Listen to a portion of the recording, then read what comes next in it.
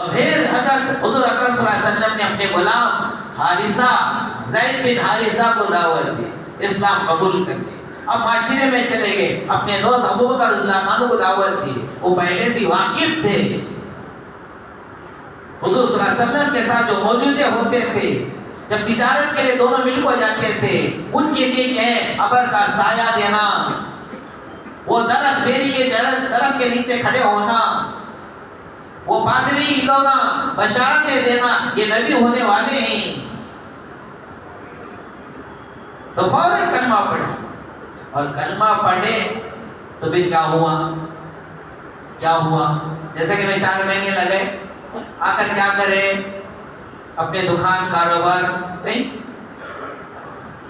لیکن وہ کیا کرے, کلمہ پڑھے پوچھے یا رسول اللہ صلی اللہ علیہ وسلم میرا کام کیا ہے. فرمانے لگے جو کام میرا ہے وہ تمہارا ہے. بعض لوگ کہتے ہیں یہ شروع زمانے کا کام ہے, آخر تو یہ ہے وہ ہے. نادان لوگ کہتے ہیں شروع تو تبلیغ ہے لیکن آخر الگ الگ ہے, مقصد الگ ہے. اس امت کے پہلے دن کا بھی سبق دعوت ہے, اس امت کا آخری دن کا سبق بھی کہ دعوت ہے. جو اللہ ہے ابو بکر رضی اللہ عنہ ایمان قبول کرے, اسلام لائے, مجھے تم میرا کام کیا ہے, جو کام میرا ہے وہ کام تمہارا ہے. سمجھ گئے, چلے گئے, دن بھر مکہ مکرمہ میں محنت کرے, شام تک 5-6 آدمیوں کو لے کر آئے. بولے وہ 5-6 جو آدمی تھے وہ پورے کے پورے 10 مبشرہ میں شمار ہوئے. یہ ابو بکر رضی اللہ عنہ کے پہلے دن کی محنت ہے, یہ پہلے دن کی محنت ہے. کیا ان لوگوں کی اعمال میں, ان لوگوں کے قربانیوں میں کیا ابو بکر رضی اللہ عنہ کا حصہ نہیں ہوگا؟ یہ پہلے دن کی محنت ہے. پھر آخر دن کی محنت کیا ہے؟ حضور اکرم صلی اللہ علیہ وسلم نے فرمایا نماز کے بارے میں اللہ سے ڈرو, نماز کے بارے میں اللہ سے ڈرو, نماز کے بارے میں اللہ سے ڈرو. اور غلاموں کے بارے میں یعنی اپنے ہاتھ کے نیچے رہنے والوں کے بارے میں اللہ سے ڈرو. تیسرا بولے وہ جو جماعت اسامہ بن زید کے ساتھ بنی ہوئی ہے وہ جماعت کو روانہ کرو. وہ جماعت کو کیا کرو, روانہ کرو. نہیں اب حضور اکرم صلی اللہ علیہ وسلم کیا ہے کا وصال ہونے والا ہے, اب کوئی جماعت نہیں جائے گی, ایسا ہوا؟ آپ سمجھتے ہیں تاکیدہ نہ بولے وہ جماعت کو روانہ کرو. لوگ کہتے ہیں کہ تبلیغ پہلے دن کا سبق ہے, بعد میں تو اب چھوڑ دینا ہے. بعض لوگ تو یوں بولے اللہ معاف فرماوے, اب تبلیغ کا 100 سال ہو گیا اب اسے بدل لینا. ایسے بھی لوگ آئے, ایسے بھی لوگ آئے.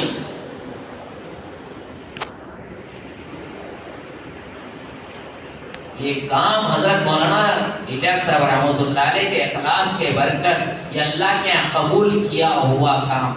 بہت سارے تنظیمات تحریکیں دنیا میں وجود آئے لیکن کوئی سا بھی باقی نہیں رہا.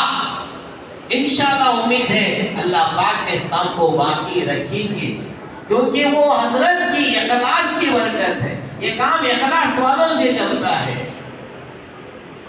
میں عرض کر رہا تھا میرے دوستوں بزرگوں, ہم کام کرنے والے کام کرتے کرتے اپنی ذات کو اپنے گھر کو نہ بھولے, اپنے ذات کو اور اپنے گھر کو نہ بھولے.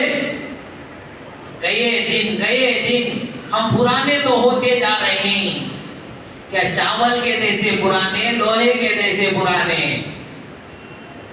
ایک لوہا پرانا ہوتا ہے اس کی قیمت گر جاتی ہے, پھر اسے پاک کرنے کے لیے آگ کی ضرورت ہوتی ہے. ایک وہ چاول ہے جیسا جیسا پرانے ہوتے گئے اس کی قیمت بڑھتی جاتی ہے, اس کی قیمت بڑھتی جاتی ہے. کیوں؟ وہ کام کرتے. اس لیے میرے دوستوں بزرگوں, کام کرتے کرتے جس صفات کی ہم دعوت دیتے ہیں ان صفات کو میرے اندر لاتے رہیں گے, پھر اللہ تعالیٰ کے نزدیک ہماری قیمت رہے گی, پھر اللہ تعالیٰ نے مخلوق میں ہماری عظمت کو ڈالی.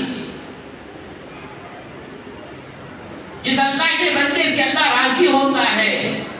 حضرت جبرائیل سے فرماتا ہے اے جبرائیل فلانے بندے سے میں راضی ہوں, فلانے بندے سے میں محبوب ہوں, محبت کرتا ہوں, تم بھی محبت کرو. اور جبرائیل علیہ السلام آ کر فرشتوں میں تمام فرشتوں میں اعلان کر دیں گے فلانے بندے سے اللہ راضی ہے, میں بھی راضی ہوں, تم بھی راضی ہو جاؤ.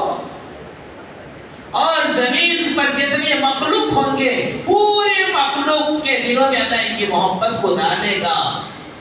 پھر اللہ تعالیٰ کہ صحابہ رضی اللہ تعالیٰ سے راضی ہوا, ان کی محنت, ان کا تقوی, ان کی پرہیزگاری, ان کا ایثار, ان کی ہمدردی, ان کے اخلاق, ان کے کردار, انہوں اپنی جان کو جان نہیں سمجھنا, مال کو مال نہیں سمجھنا, اپنے جوان بیویوں کو چھوڑ کر چلے جانا, اپنے چھوٹے چھوٹے بچوں کو چھوڑ کر چلے جانا, اللہ کے دین کے قصد اپنے سب کچھ کھپا دینا.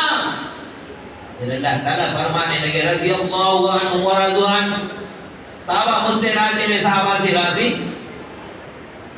پھر کیا ہوا, روئے زمین پر ایک ایک مخلوق ان سے محبت کرنے لگی, ان کی تابعداری کرنے لگی. ہوا نہیں ہوا؟ سمجھ